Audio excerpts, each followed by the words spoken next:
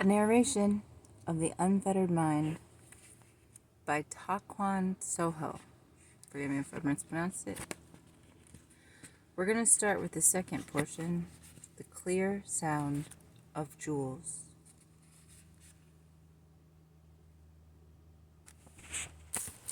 There's nothing dearer to us than life. Whether a man be rich or poor, if he does not live out a long life, he will not accomplish his true purpose. Even if he had to throw away thousands in wealth and valuables to do so, life is something he should buy. It is said that life is of small account compared with right-mindedness. In truth, it is right-mindedness that is most esteemed. Nothing is more precious than life. Yet at the moment when we must throw away this valued life and stand on right-mindedness, there is nothing more highly esteemed than right-mindedness. Looking carefully at the world, we can see that there are many people who throw away their lives lightly. But do you suppose one person in 1,000 would die for right-mindedness? It would seem that among the humble servant class, contrary to what you might expect, there are many who would. Yet it would be difficult for people who think themselves wise to do the same. As I was saying such things half to myself while passing a long spring day, a certain man came up and said something like this: "While wealth truly pleases our hearts, having life is the greatest wealth of all. So when it comes to the moment of reckoning, a man will throw away his wealth to keep his life intact. But when you think that a man will not hesitate to throw away the life he so values for the sake of right-mindedness, the value of right-mindedness is greater than life itself. Desire, life, and right-mindedness, among these three, isn't the latter what man values most?" At that time I replied something along these lines: "Desire, life, and right-mindedness. To say that right-mindedness is the most valued among these three is only natural. But to say that all men without exception value right-mindedness the most among these three misses the mark. There is no man who simply values desire and life, but keeps right-mindedness in his thoughts." Then another man said, "Wealth is a jewel of life. Without life, wealth is useless, so life alone is valuable. However, it is said that there are many who lightly throw away their lives for right-mindedness." I asked, "Is any man able to take his life lightly for the sake of right-mindedness?" He responded, "There are many people in this world who cannot abide in being insulted, and who will quickly, along with their foes of the moment, throw away their lives in a fight. This is having right-mindedness foremost in mind, and taking one's life lightly, is dying for right-mindedness rather than for wealth or life. Those who were cut down in the face of battle, their number can hardly be known. All were men who died for right-mindedness. With this in mind, it can be said that all men value right-mindedness over desire and life." I said, "Dying because someone is vexed at being insulted resembles right-mindedness, but it is not that at all. This is forgetting one's self in anger of the moment. It is not right-mindedness in the least. Its proper name is anger, and nothing else. Before a person has even been insulted, he has already departed from right-mindedness. And for this reason, he suffers insult. If one's right-mindedness is correct, when he is associating with others, he will not be insulted by them. Being insulted by others, one should realize that he had lost his own right-mindedness prior to the offense. Right-mindedness is a matter of extreme importance. Its substance is none other than the principle of heaven, which gives life to all things. When this is acquired by the human body, it is called one's nature. Its other names are virtue, the way, human-heartedness, probity, and propriety. While the name changes according to the situation, and though its function is different, in substance it is only one thing. When this is written as human-heartedness and the situation involves human intercourse, its function is benevolence. When it is written as right-mindedness and the situation involves social station and integrity, its function is making no mistakes and clarity of judgment. Even in dying, if one has not hit upon the principles therein, he has no right-mindedness. Albeit some think that if a person just dies, he had this quality.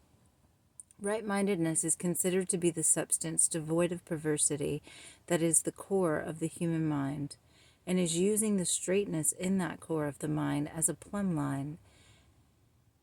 Everything produced will exhibit right-mindedness.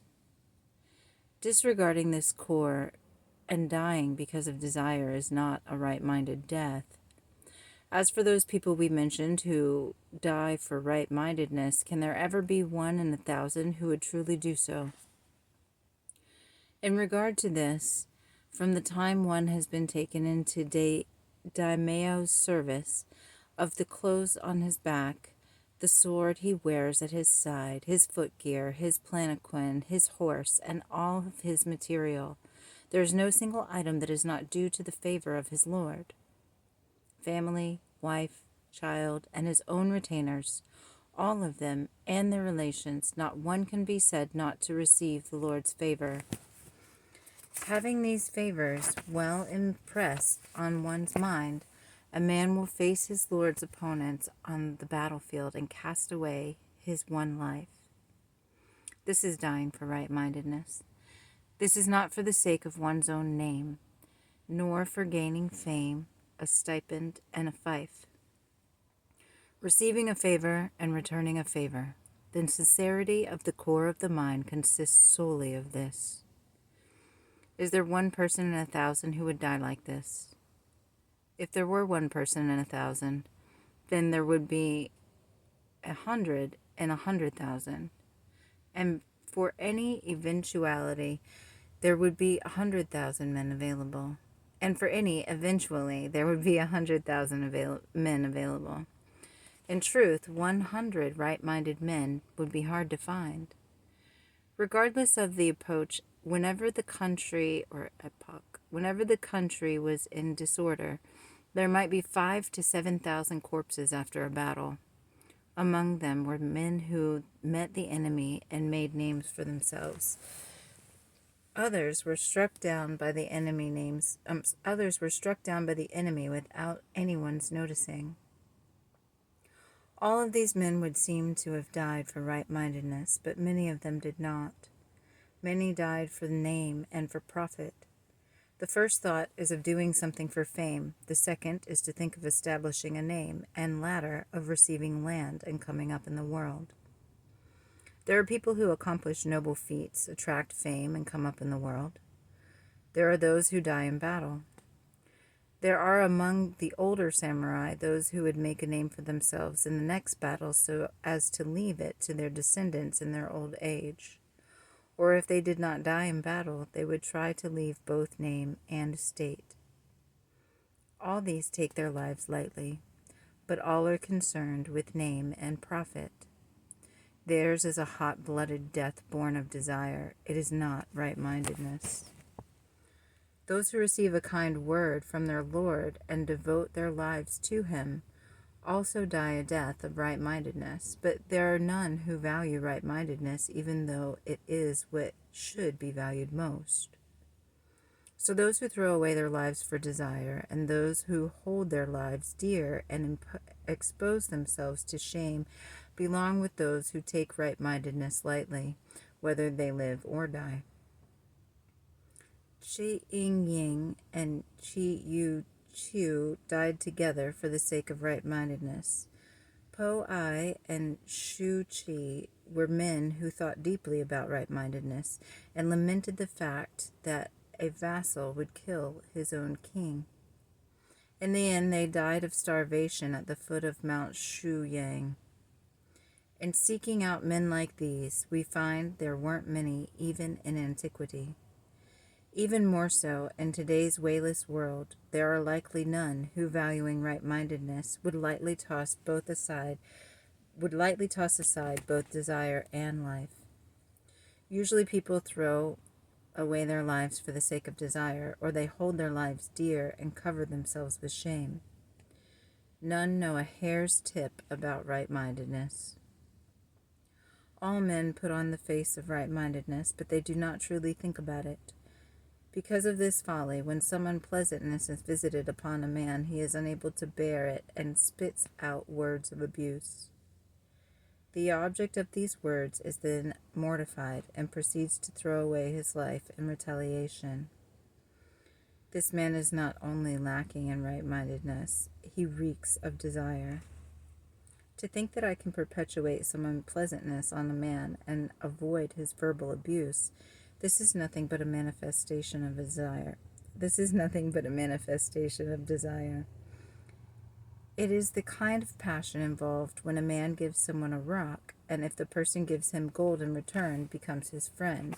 But if the other gives him a rock in return, cuts off his head. When a man praises another in glowing terms, such words are likely to be returned to him as well. But when he slanders another, and the slander being given back in kind, cuts off the man's head and dies himself, this is desire. What did he say? But when he slanders another, and the slander being given back in kind, cuts off the man's head and dies himself, this is desire. It is the opposite of right-mindedness and the height of stupidity. Moreover, those who are samurai all have masters, and to throw away the life that should be given up for one's lord, dying for the sake of an argument, is not to know the difference between right and wrong. It is above all not to know the meaning of right-mindedness. What is called desire is not simply attaching oneself to wealth or thinking only about one's fancies for silver and gold.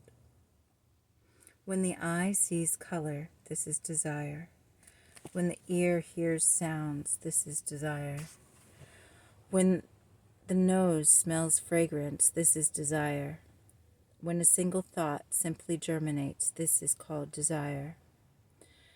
This body has been solidified and produced by desire, and it is in the nature of all things that all men have a strong sense of it. Although there is a desireless nature confined within this desire-firmed and produced body, it is always hidden by hot-bloodedness, and its virtue is difficult to sow. This nature is not protected easily, because it reacts to the 10,000 things in the external world, and it draws back by the 6 desires and submerges beneath them. This body is composed of the 5 skandhas: form, feeling, conception, volition, and consciousness. Form is the carnal body, sensing of the good and evil, right and wrong, sorrow and joy, and pain and pleasure. Conception means predilections. It is hating evil, desiring good, fleeing from sorrow, hoping for joy, avoiding pain, and desiring pleasure. Volition means operating the body on the basis of feeling and perception. This means hating pain and so obtaining pleasure, or hating evil and so doing things that are good for oneself. Consciousness is discriminating the good and evil, right and wrong, pain and pleasure, and joy and sorrow of the above feeling, conception, and volition.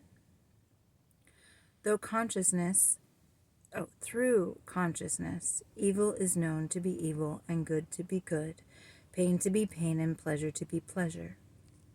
Because consciousness discriminates and forms prejudices, it abhors the ugly and adheres to the beautiful, and according to its attachments the carnal body moves. Because the carnal body exists, there is a skandha of feeling. Because the skandha of feeling exists, there is a skandha of conception. Because the skandha of conception exists, it brings the skandha of volition into action. Because the skandha of volition is brought into action, the skandha of consciousness exists. Because the skandha of consciousness, we discriminate between good and evil, right and wrong, and ugly and beautiful. Thoughts arise concerning acceptance and rejection, and just as these thoughts arise, the carnal body is born. This is like the sun or moon being reflected in puddles of water. The Buddha explained that the manifestation of form The Buddha explained that your battery mode. Oh. The Buddha explained that a manifest good night.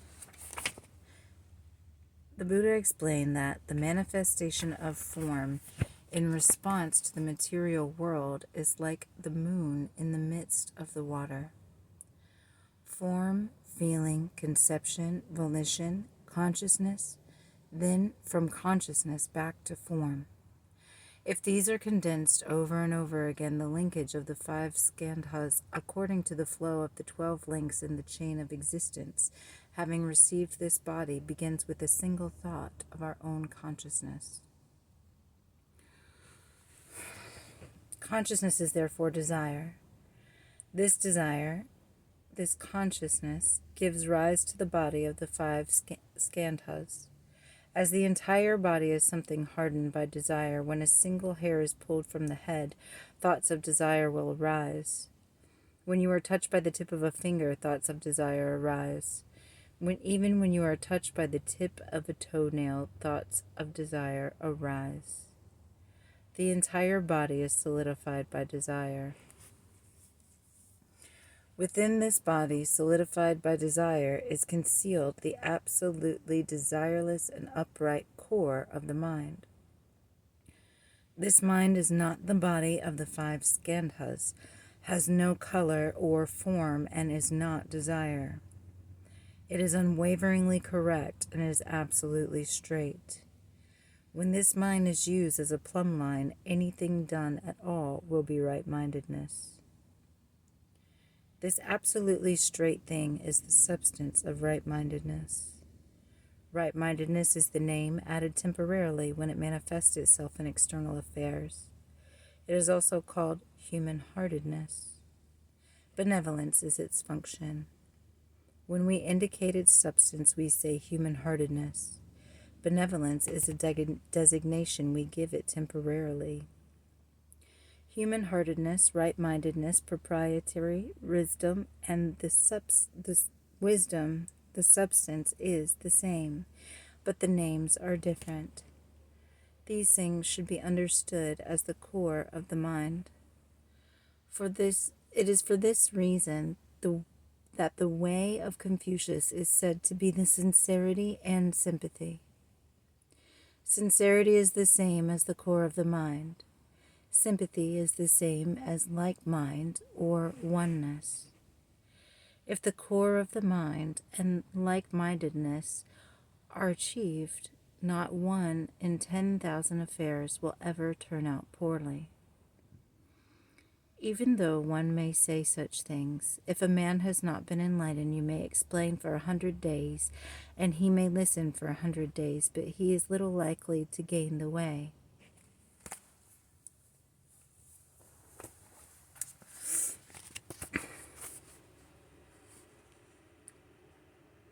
If we speak thusly, and there be those who deny what we say, it would be best to look at the innermost thoughts and actions of the people who lecture and listen to the Confucian classics. It is no different with those who lecture and those who listen to the Buddhist scriptures. This is not just a criticism of Confucianism. A person may be eloquent as a rushing stream, but if his mind has not been enlightened and if he has not seen into his own true nature, he will not be someone to be relied on. We should be able to discern this quickly from a person's behavior. A certain person exposed his doubts, saying, "If even the acts of seeing and hearing are desire, if even the raising of a single thought is desire, how will we be able to attain right-mindedness?" The concentration of a single thought is like a rock or a tree. Being like a rock or a tree one is not likely to act with right-mindedness for his master's sake. If one does not actuate a strong sense of willpower, it will be difficult to accomplish. I said, this is a justifiable doubt.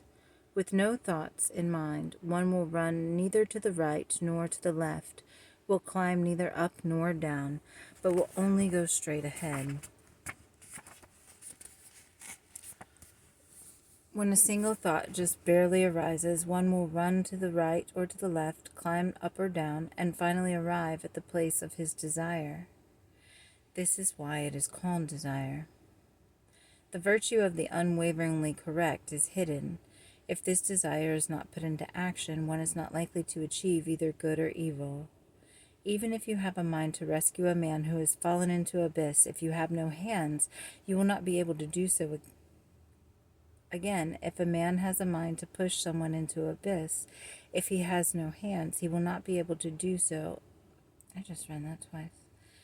In this way, whether it be success or failure, as soon as there are hands that bring about success or failure, the nature of things is departed from them.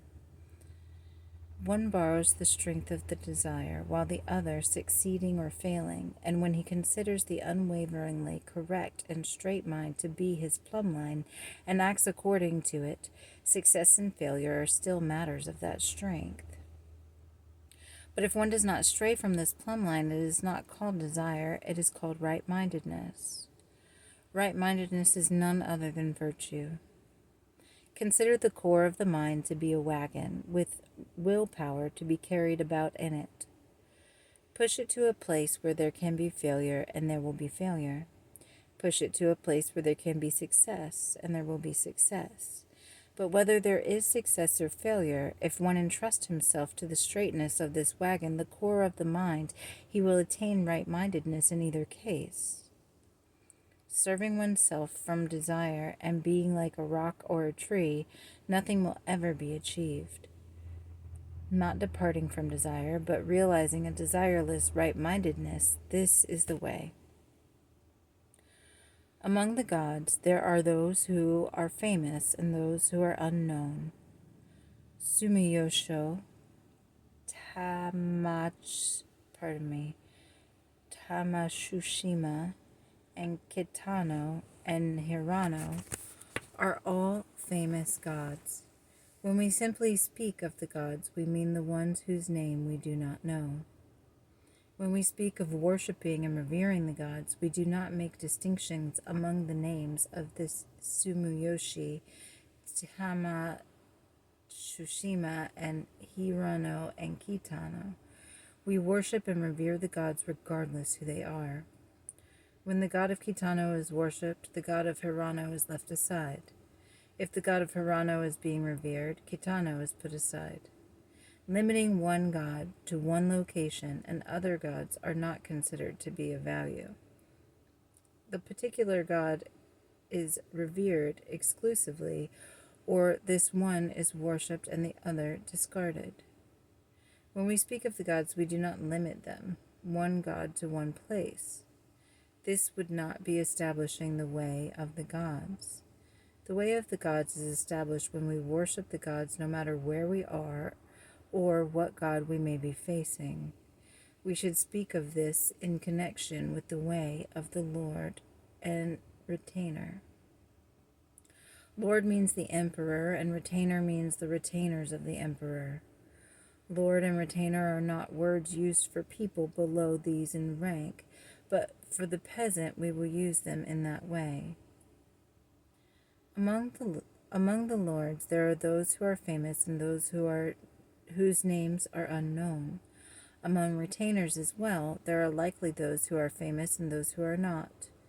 In speaking of a famous lord, a man will say something like, "Our lord is Matsu Dua," or "My lord is Yamamoto Tajima." In speaking of unknown lords, one simply says "the Lord," without mentioning his name. For a man who is a retainer, the way of the Lord should be established if he will simply think the Lord.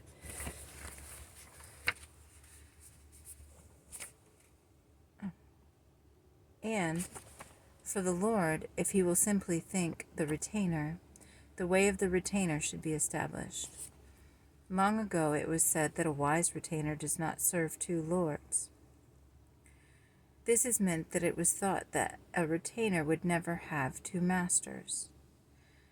The world being in decline, retainers now employ themselves under this lord and that, in the end fitting the image of vagabond attendants while proclaiming their own merits.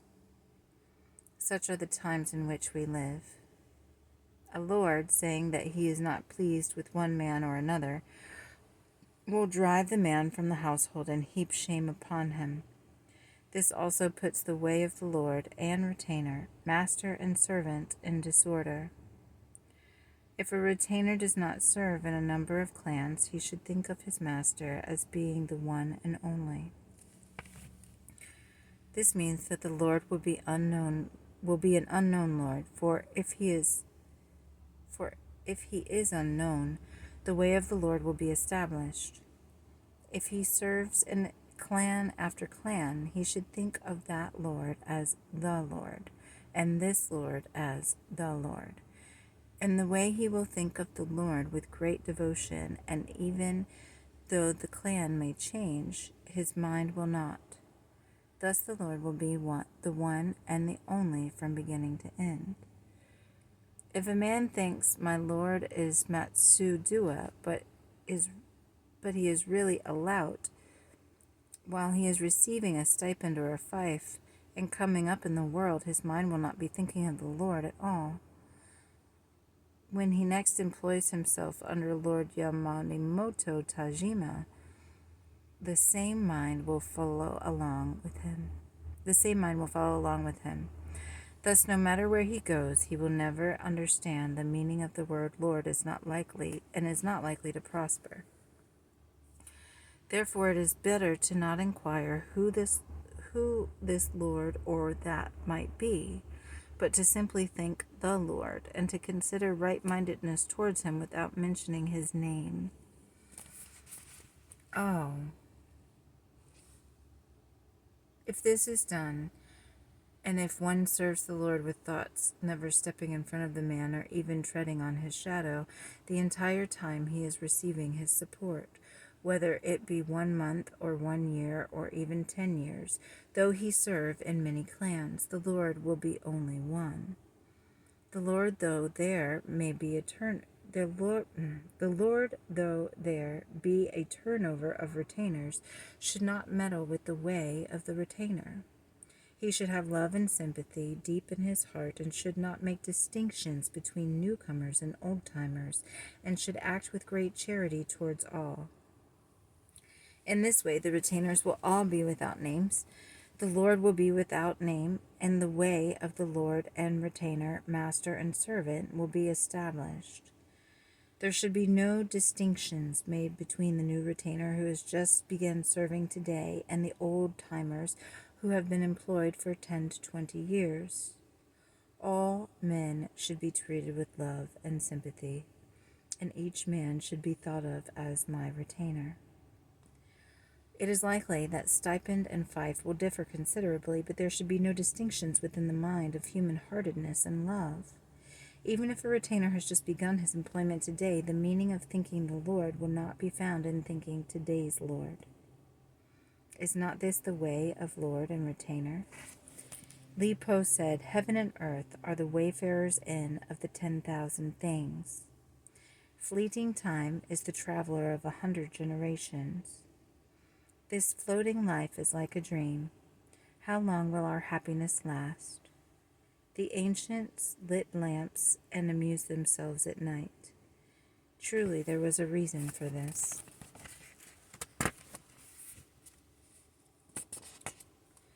Things does not mean only those things without sentience. It is said that a man is a thing.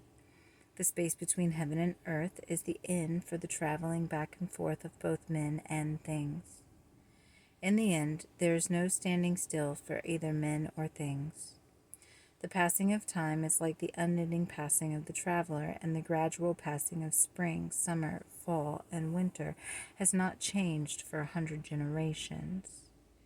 The body is like a dream, and when we see this and awake, not a trace remains. Wow. How much time is left for the looking? It is not without reason that the ancients went from night to day, lighting the lamps and amusing themselves throughout the hours of darkness. At this point, one could fall into error. There should be standards for amusement, and if there are, amusement will bear no evil. The person who has no standards will become insane.